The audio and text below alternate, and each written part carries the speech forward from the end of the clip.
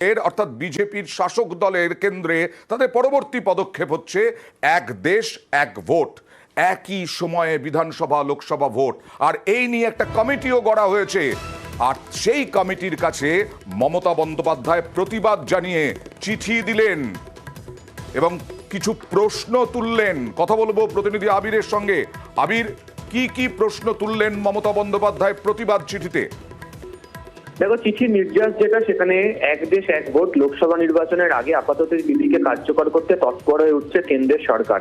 নীতি কার্যকর কিভাবে হবে, কোন পথে হবে, তা নিয়ে বিভিন্ন পক্ষের সঙ্গে আলোচনাও ইতিমধ্যে কেন্দ্র সারতে শুরু করেছে এবং এটা কেন্দ্রীয় তরফ থেকে একটা কমিটিও তৈরি করা হয়েছে। তবে বিরোধীদের অভিযোগ যে দেশের যুক্তরাষ্ট্রীয় কাঠামো ভেঙে দেওয়ার জন্য একটা ছক কষা হচ্ছে এর মধ্যে দিয়ে। সেই প্রসঙ্গের কথা এদিন চিঠিতে আরো একবার উল্লেখ করেছেন এবং সেখানে তিনি করেছেন যে সংবিধান যুক্তরাষ্ট্রীয় কাঠামোকে মান্যতা দেয়। সংবিধানে বলা হয়েছে একটা কেন্দ্রীয় সরকার না নানা রাজ্যের সরকার থাকবে। যদি সংবিধান প্রণেতারা ওয়ান নেশন ওয়ান ইলেকশনকে মান্যতা না দেয়, তাহলে কি করে সেই ধারণায় এই কমিটি পৌঁছতে চাইছে।